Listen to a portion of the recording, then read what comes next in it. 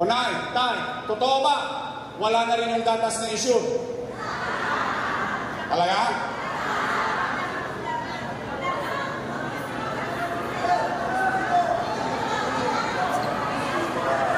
Stick off. Talagang galit sa inyo. Bakit? Binibigyan kayo ng gatas para lumakas kayo, binigay sa inyo diabetes.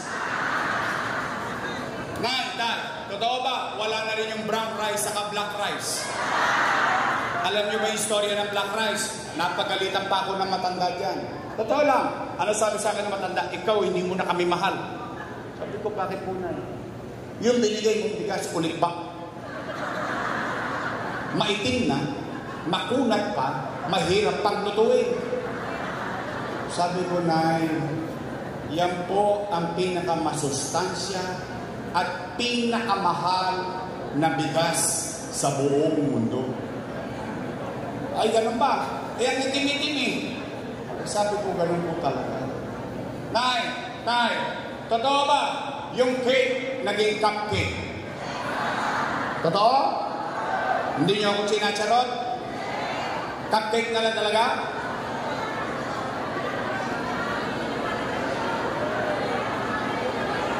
Wala na?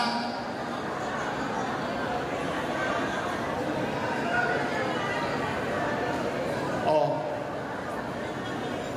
Easy, easy.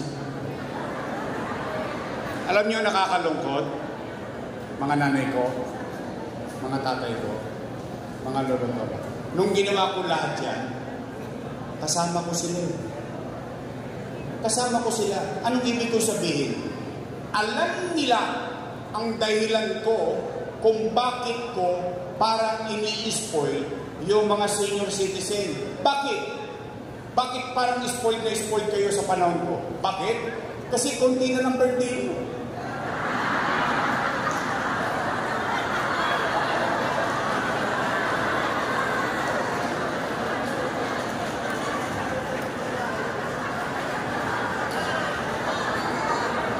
Bakit takot kayo pag pinag-uusapan birthday? Hindi, real talk lang. Totoo naman eh. Lahat naman tayo, doon mapupunta eh. Pero, ito yung punto ko. For the first time, alam mo yun, ikaw yung bata sa loob ng bahay, tapos yung bigyan mo lang ng ngiti yung matanda, yung mapakita mo lang, binibigyan mo siya ng pagpapalaga at pagmamalasakit na may halaga pa siya sa mundong ibabaw. Yun ang reason kung bakit ko yun ginagawa sa mga senior citizen sa lungsod ng Maynila. Kakakarampot na porbensyo. Sa totoo lang, maliit na bagay. Hindi pa nila mapagtuunan ng panahon. Pakunti na pakunti, pahirap ng pahirap, pawala ng pawala. Pero kung makagasa sila sa Zumba sa Roas Boulevard, milyon-milyon. Kung makapagpasok sila sa City Hall, milyon-milyon. Pagdating sa matanda. Kaya sumasama ang loob ko. Alam naman nilang dahilan eh. Nakakasakit lang ng damdamin. Tama yung sinabi ni Chichi. Nung bata kami, malalambot ang buto namin, inalagaan nyo kami. Ngayon marurupok na buto ninyo. Kami naman ang matitigas ang buto, mano ba namang alagaan namin kayo?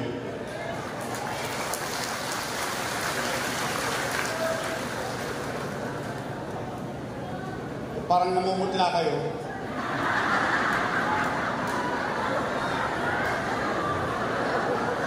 Kumain na ba kayo? Ha? Hindi ba kayo kumakain? Taas ang kamay na hindi pa kumakain. Hindi ba kayo kumakain? Oh, huwag kayo mag-alala. Pumanatag kayo. Lilipas din yan. Kala nyo, ha? Taga-tundutoys. Oh, sige. Mga nanay ko, mga tatay ko, mga lolo't lola ko, pumanatag kayo. Umuwi kayo ng busog ng pag-asa. Sa pag-asa man lang, mabusog kayo ngayong umagang ito. Sabihin ninyo, may awa ang Diyos. Sa tulong ninyo, nakabalik tayo. Sabihin ninyo sa inyong mga mahal sa buhay, mga anak at pamilya at kapitbahay, ibabalik ko ang lahat ng nawala sa senior citizen.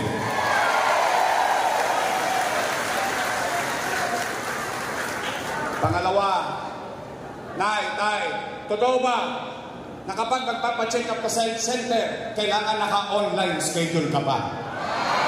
Wow! Sosyal. Ano, Mary Johnston? It doesn't make sense. Nay, real talk. Real talk lang. I will give credit where it's due. Noong panahon ko, at hindi ko lang panahon, hindi ko pwedeng akuin lang to. Pati panahon ng sinundan ko. Si Era, si Alfredo Lee, si Lito Aches, si Bagaching, si Mel Lopez, si Lacson, si Villegas, lahat ng nagdaang mayor hanggang mapasa akin, ang taong bayan pagpupunta sa health center, 1-2 sawa. Anytime pwede kang pumunta sa health center. Bakit kailangan pang i-online? Una, Nay, Tay, ilto ka. Diyan yung mahalata na ang leader, hindi niya nauunawaan ang katayuan ng kanyang nasasakupan. Bakit? Online, schedule. Una, anong kailangan mo sa online schedule? Cellphone. Libre ba cellphone? Tosgas ka. Pangalawa, anong kailangan mo? Load. Libre ba load? Tosgas ka. Pangatlo, pinakamalupit, hindi ka marunong mag-online.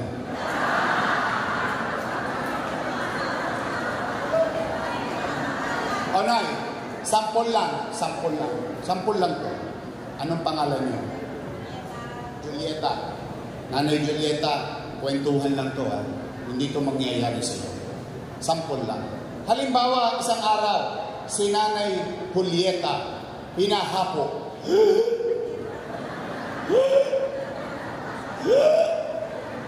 Apo, dali mo nga ako sa health center. Gusto ko magpa-check up, pinahapo ako. Ano sagot ng apo? Tumigil ka, Lola, wala kang online, ha? Ano nangyari kay Nanay Julieta?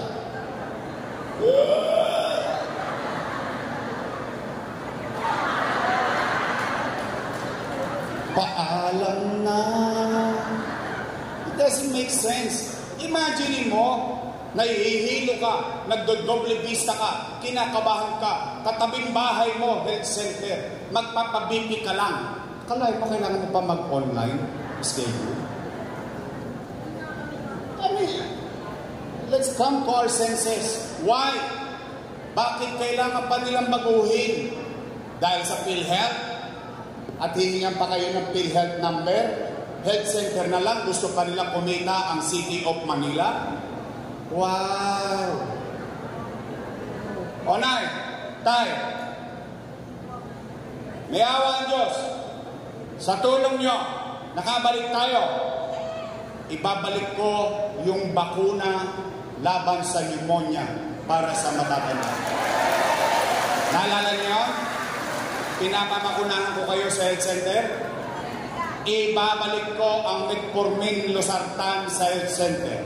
Ibabalik ko ang vitamin C sa matanda, vitamin C sa bata, at bakuna sa sanggol, at mabilis na access araw-araw pwede mong puntahan na healthcare system sa ating lungsod ng Maynila.